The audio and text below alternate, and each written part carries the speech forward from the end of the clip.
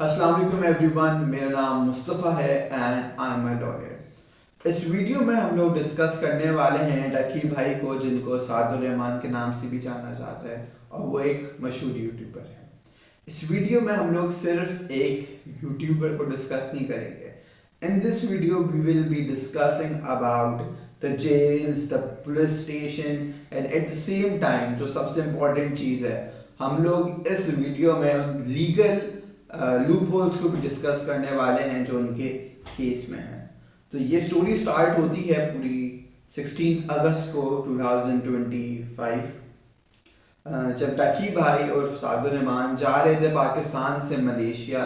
एक influencer event हो रहा था मलेशिया में जो उनको इनवाइट आया था, जैसे उन्होंने अपनी वीडियो में बताया। तो उस सिलसिले के लिए वो लोग जा रहे थे, वो और उनकी वाइफ अरूप जतोई मलेशिया जा रहे थे। अब एयरपोर्ट पे पहुंचने के बाद एनसीसीआईए ऑफिसर्स उनको रोक लेते हैं और एट द सेम टाइम उनको अरेस्ट कर लेते हैं और एफआईए ले जाते हैं, जहाँ पे उनकी मुलाकात होती है सरफराज चौधरी साहब से, जो एनसीसीआईए के एक डायरेक्टर हैं और उसको पूरा कंट्रोल करते हैं।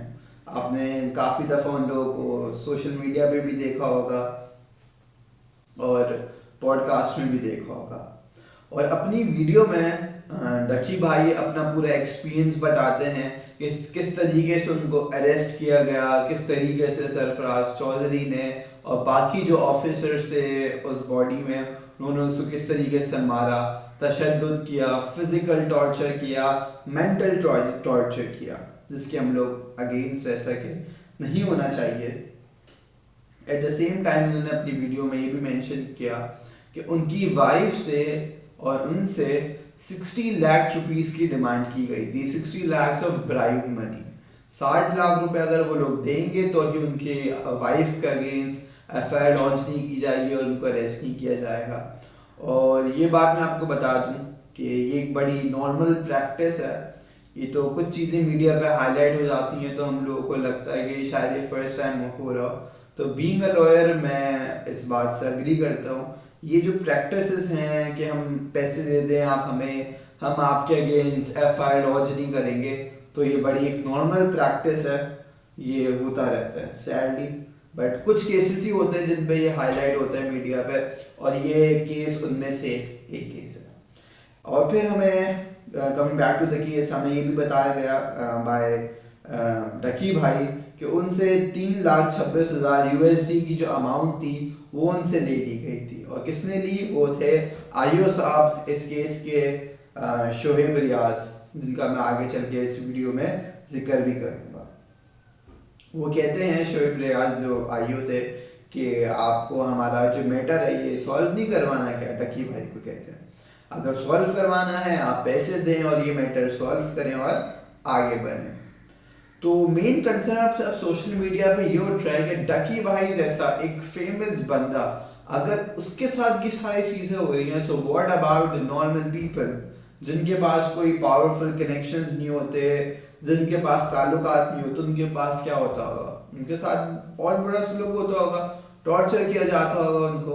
एक रिपोर्ट का मैं मेंशन करना चाहूँगा जिसका नाम है ग्लोबल टॉर्चर इंडेक्स रिपोर्ट 2025 की, जो कि क्लियरली बताती है कि जो टॉर्चर का जो रेट है प्रिजन्स में वो पाकिस्तान में काफ़ी ज़्यादा हाई है। बड़ा टॉर्चर किया जाता है प्रिजनर्स को, लेदर स्ट्रैप्स हो गए, मेटल रॉड्स हो गई, सेक्सुअल वायलेंस किया जाता है उनके साथ, फिजिकल मेंटल टॉर्चर किया जाता है। और ये सारी जो बातें कही गई हैं, ये जो मैं भी कह रहा हूँ, ये मेरी खुद की कहनी नहीं है, ये सब रिपोर्ट में मेंशन है। मैं एक आर्टिकल भी यहाँ पे पोस्ट कर दूंगा ताकि आप लोगों को एक आइडिया हो जाए। कमिंग बैक टू एफआईए, अब एफआईए वालों के पास भी जुरिडिक्शन है कि जितनी वो कंप्लेंट्स होती हैं against torture they can address it. लेकिन मजे की तो ये बात है, जिनको जुरिडिक्शन मिली है, जिनके पास पावर है ये सारी चीज़ें सुनने की, वो लोग ही हैं जो बाकी आवाम को टॉर्चर कर रहे हैं। Coming back to the position of the jails, एक और रिपोर्ट्स हमारे पास हैं इसमें, जो कि रिपोर्ट्स हमें बताती हैं कि जो जेल्स हैं सो उनके काफ़ी बुरे हालात हैं। वहाँ पे कोई सैनिटेशन के प्रॉपर मींस नहीं है, बुरा हाल है जेल्स का, ओवर क्राउडेड है, अगर कोई रूम है उसमें 5 लोगों की जगह है तो वहाँ पे 50-50 लोगों को भरा हुआ है। और ये मैं बता दूं, ये सारी जो चीज़ें हैं, this is clearly the human violation, this is the violation of the prisoner acts. अब हम डिस्कस कर लेते हैं सबसे इम्पोर्टेंट चीज़, वो है लीगल फैक्ट्स।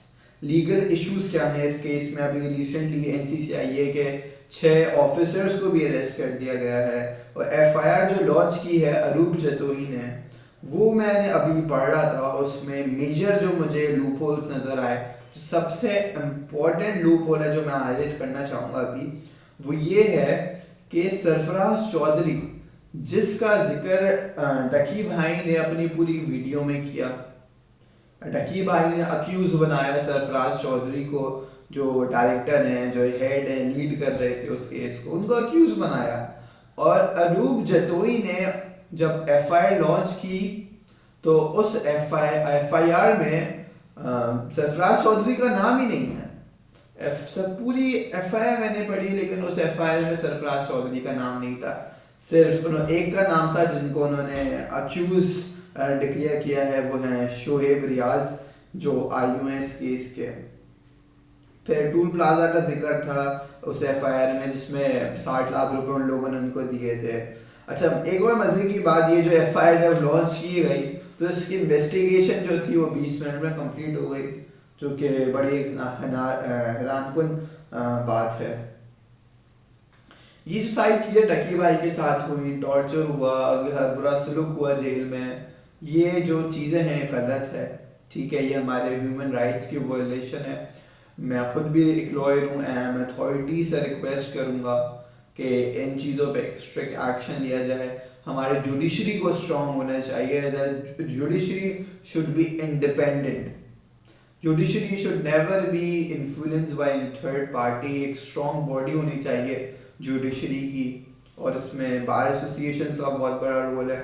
अभी हमारे इलेक्शंस भी आने वाले हैं सिंध में और बाकी दूसरे प्रोविंसेस में, सो आई होप उसमें सही कैंटेंट्स लोग जीतें और जुडिशल इंडिपेंडेंसी को अपहोल्ड करें। Eight the same time rule of law भी अपहोल्ड होना चाहिए। जितने ये टकी भाई का जो केस है उसमें उन्होंने इश्यूज बताए, उनको जो फेस हुए प्रिजन में, इस पर भी तवज्जो दी जाए और रिफॉर्म्स लाए जाएं। So this is all, thank you.